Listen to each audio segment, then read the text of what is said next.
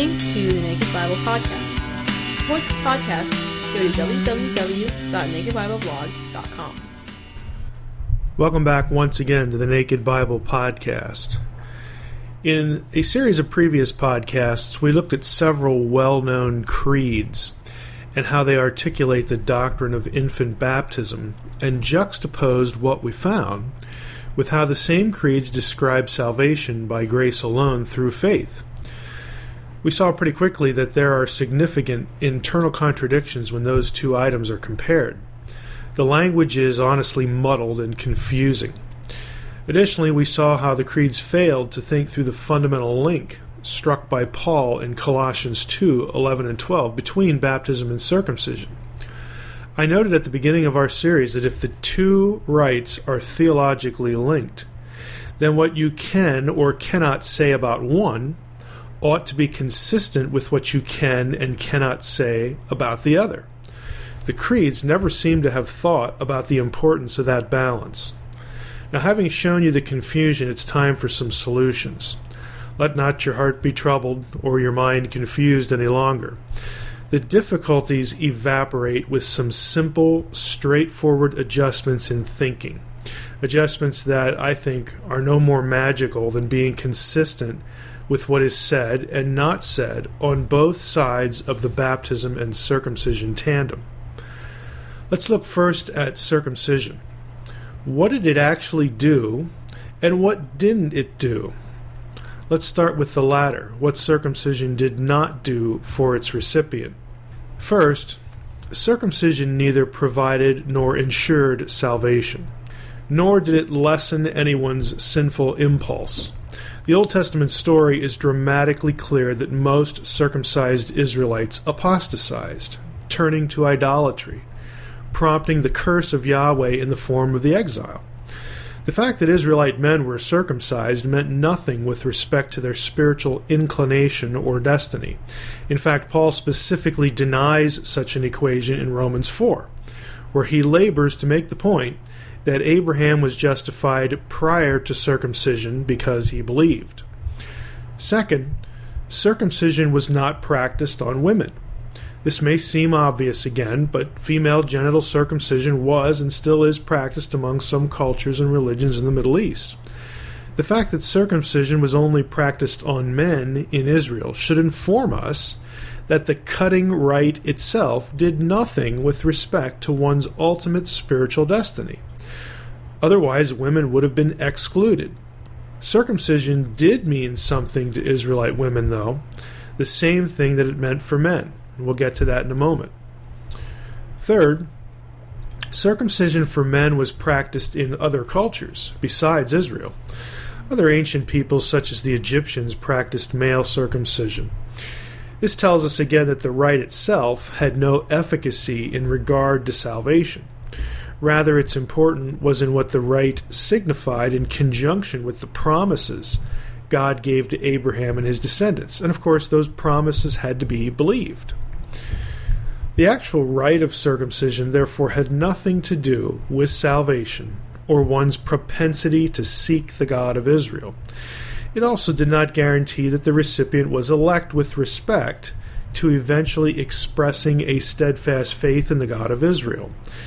If these presumed connections were valid, there's no explanation for Israel's national apostasy. Likewise, we would have no explanation for how women were drawn to God or made part of the covenant, and we would expect Gentiles to become worshippers of Yahweh, the God of Israel, if they were circumcised. None of that makes much sense in light of what you read in the Old Testament. Now, what about the meaning of circumcision? So what did it accomplish? What was the point? First, for both male and female Israelites, the sign of circumcision was a physical, visible reminder that their race, their very lives, and the lives of their children began as a supernatural act of God on behalf of Abraham and Sarah. Circumcision was a constant reminder of God's grace to that original couple and to their posterity. Undergoing circumcision did not bestow salvation. It was a reminder of the supernatural grace of God, in this case directed at a people whom God had chosen in love to give them the revelation of who he was and how to be rightly related to him.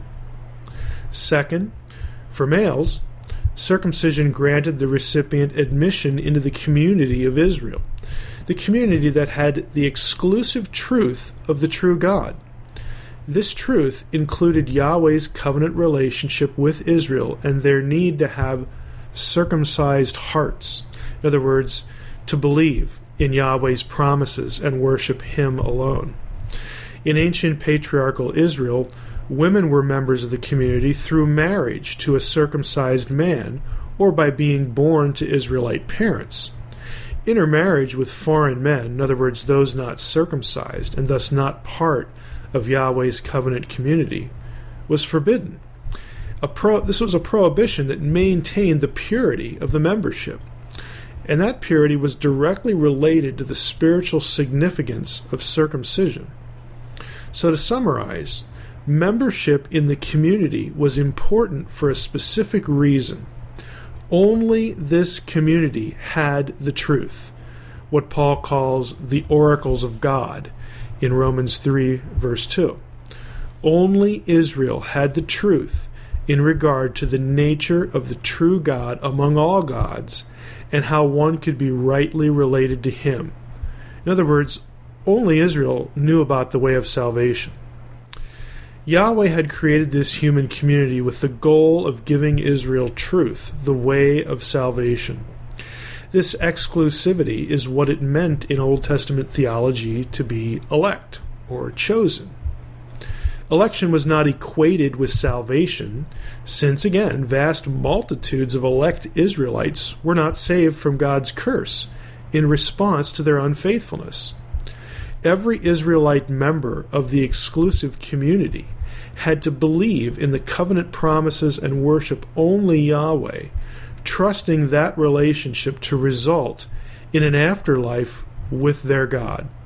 Circumcision merely meant access to these truths. Now let's apply this to baptism.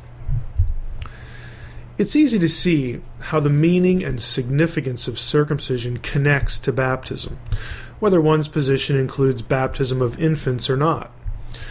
Baptism of an infant makes that infant a member in the believing community, a local church.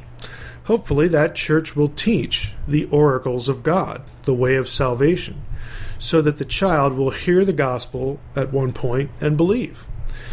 The hope would be the same for an adult recipient. When Abraham and his entire household, even his servants, were circumcised, the account does not tell us who believed in Abraham's God and who didn't. The assumption was that as the members of his household observed God's blessing on Abraham and Abraham's faithfulness, then they too would believe in what was going on. Membership in the family of God would both foster and sustain faith. These were God's goals for the Old Testament people of God, the nation of Israel. And the same is true of the people of God today known as the church. The sign and rite have changed, but the theological point is the same. So by way of conclusion, taking the meaning of both circumcision and baptism as basically doing one thing for recipients, and one thing only, that is, putting them in the community of faith so that they hear the truth. Doing that divorces both circumcision and baptism from salvation, immediately solving the problems we noted in the creeds in earlier podcasts. This perspective simply looks at the text for what circumcision meant in the lives of Israelites regardless of gender. It isn't terribly complicated once we tear ourselves away from the creedal confusion and insist on the consistency of saying only about baptism what we can say about circumcision. That is how biblical theology of baptism ought to be framed and articulated. In the next episode, we'll put infant baptism aside and look at some other aspects of the doctrine. Thanks for listening to the Naked Bible Podcast. To support this podcast, visit www.nakedbibleblog.com. To learn more about Dr. Heiser's other websites and blogs, go to www.drmsh.com.